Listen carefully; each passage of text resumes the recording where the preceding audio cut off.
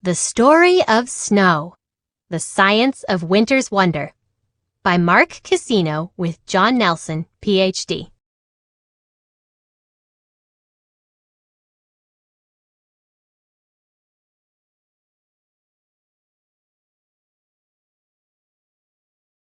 The Story of Snow, The Science of Winter's Wonder by Mark Cassino with John Nelson, Ph.D. Illustrations by Nora Aoyagi.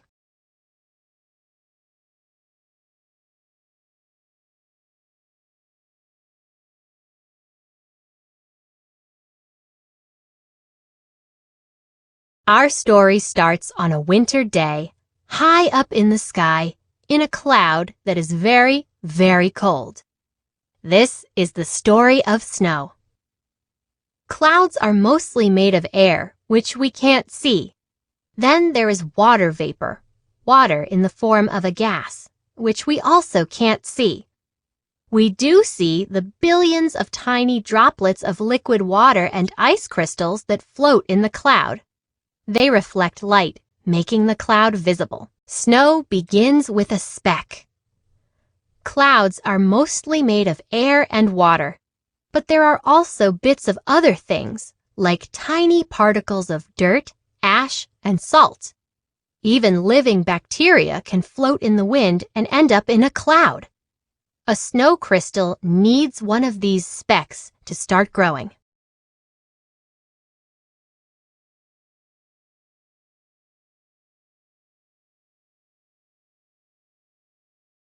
These specks are all much smaller than the eye can see, but if you could see them, ash or soot from a volcano or fire, grain of pollen from a flower, salt left over from ocean water that evaporates, particle of soil, bacteria from plant leaves. The speck becomes the center of a snow crystal. When a speck gets cold enough, water vapor will stick to it. If you had a microscope that could see such small things, here is what you would see.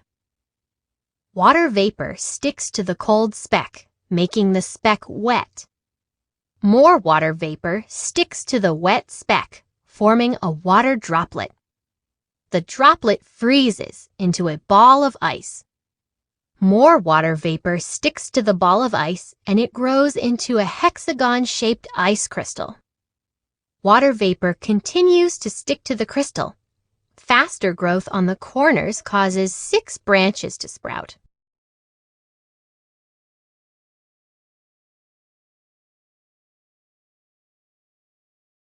The branches keep growing, sprouting little arms of their own. And a beautiful snow crystal is born. These photographs of real snow crystals are shown much larger than their actual size. The crystals were collected during many different snowfalls. Actual size.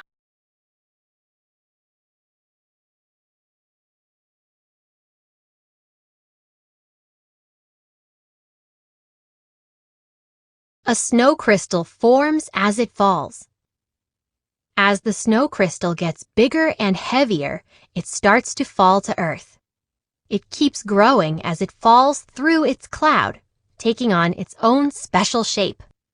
The shape depends on how wet the cloud is and how cold it is. A snow crystal can start to grow one way, but then grow another way when it passes through a wetter or colder part of its cloud. The crystal stops growing soon after falling below the clouds. Snow crystals can be stars. One common snow crystal shape is the star. Star-shaped snow crystals usually have 6 arms reaching out from a center point. The center point is the home of the speck that started the crystal. The 6 arms look alike, but they are almost never exactly alike. Parts of a snow crystal can break during the fall to Earth, causing the arms to look different.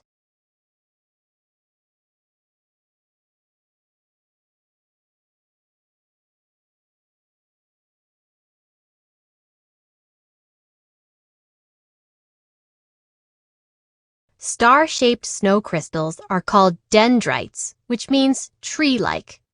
They form when a cloud is full of moisture and when the temperature hovers around 5 degrees Fahrenheit, -15 degrees Celsius. This is the simplest kind of plate crystal, a hexagon. Plates form when there's not enough moisture in the cloud for stars to form, and when the temperature conditions are a few degrees warmer or colder than the temperature range that stars require.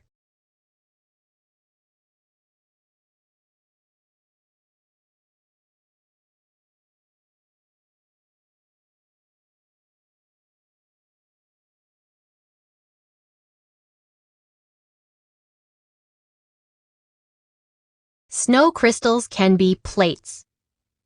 Plate crystals are thin like star crystals, but they don't have arms. The simplest kind of plate is a hexagon with 6 straight sides. More complicated plates have points where arms almost grew. Simple plate crystals are much smaller than stars. They can be as wide as 1 millimeter, but they're usually a lot smaller. Actual size. The points on this plate crystal are the beginnings of arms that were just starting to develop when the crystal fell out of its cloud and stopped growing. Snow crystals can also be columns. Column-shaped snow crystals are shaped like pencils. They're not flat like stars and plates. Columns can form high in the clouds and at very cold temperatures.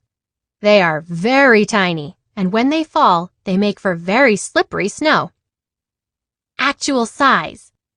Column crystals are very tiny, usually no longer than ½ millimeter. A column has 6 sides. These are the 3 types.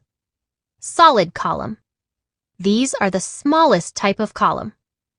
Hollow column. These are longer and more common than solid columns. Capped column.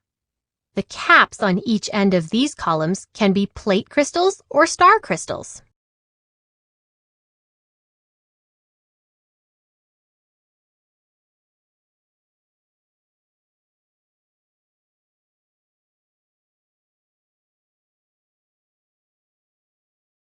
Capped columns like this one develop when a column crystal moves into a part of its cloud where the temperature is right for plates or stars to grow at the ends. The 2 end caps can grow to different sizes, as you can see here. If you think of a star crystal as a clock, the arms of the star crystal can point to 2, 4, 6, 8, 10, and 12 o'clock. Only those times.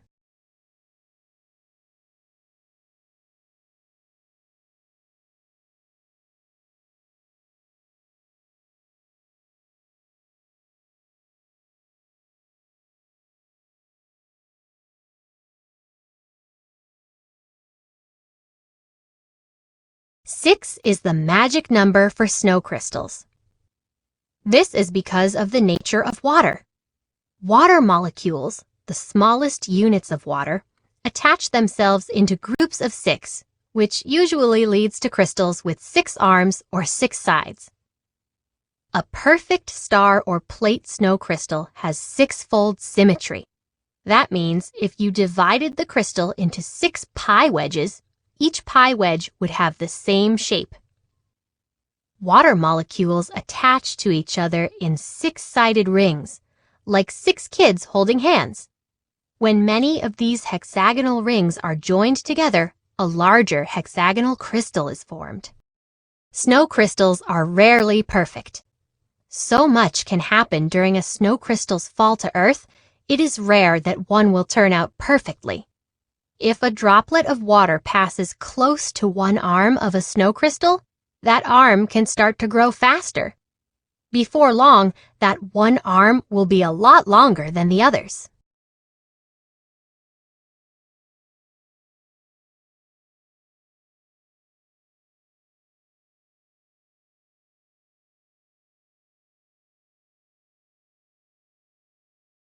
A snow crystal can be a twin.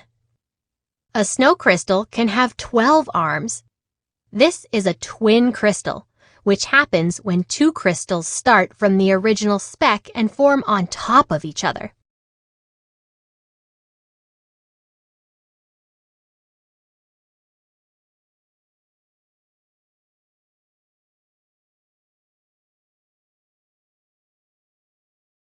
A snow crystal can have bumps.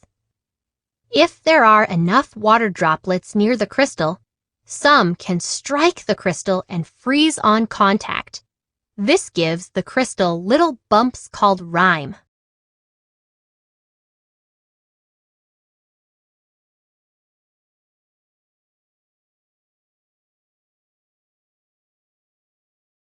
Many snow crystals make one snowflake.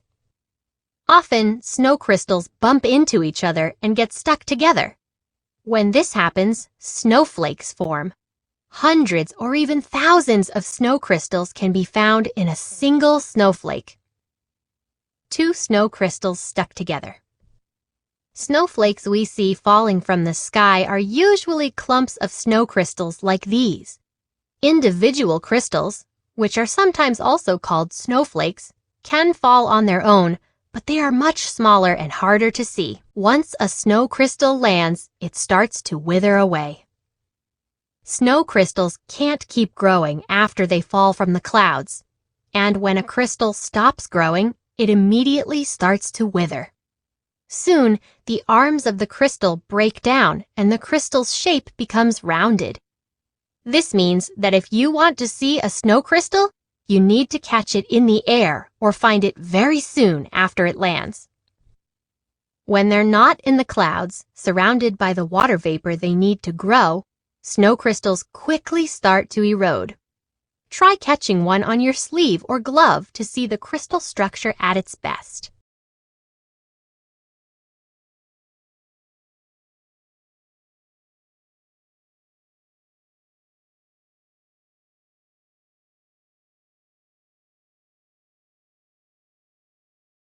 Are no two snow crystals alike?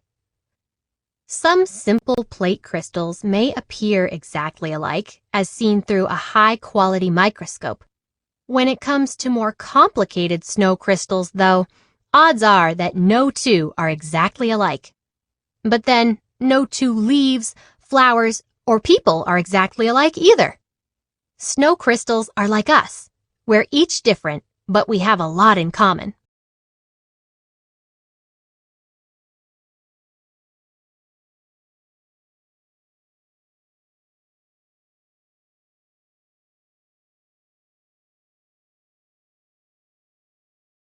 How to catch your own snow crystals. Get ready. Get these things ready so you have them the next time it snows. A piece of dark cardboard or foam core board. It should be about the size of this book. Make sure that the cardboard is stiff enough to stay flat when you hold it by one edge. A magnifying glass so you can see the snow crystals better. Now, wait until it snows. During a snowfall. 1. Put the cardboard or foam core outside for at least 10 minutes before catching snow. It needs to be cold, or else the snow will melt right after landing. Make sure the board stays cold and dry. 2. Gripping the board by one edge, hold the board out flat and watch as the snow lands on it. If it is snowing hard, step under a porch roof or some other shelter so less snow falls on the board. Otherwise, the board will fill up with snow.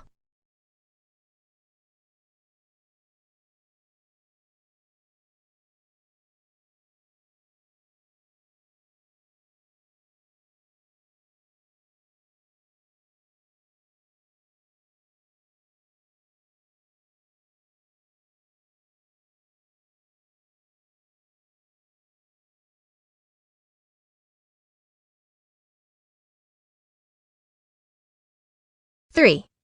Look at the smaller bits of snow that land on the board. This is where you will find the individual snow crystals. Use the magnifying glass to look at them closely. 4. Once you have looked at the snow, shake off the board and try again. In the right kind of snowstorm, you should be able to see many individual snow crystals. Snow catching tips. Make sure it's cold enough. If the snow melts when it hits the board, or if rain is mixed with the snow, the temperature is probably too warm. Look for tiny snow crystals. not big snowflakes. Remember, snowflakes are lots of snow crystals clumped together. Sometimes the snow is all broken up and looks like a light powder. Not every snowfall has unbroken snow crystals. If the snow just isn't right, don't give up. Try again another snowy day. Or wait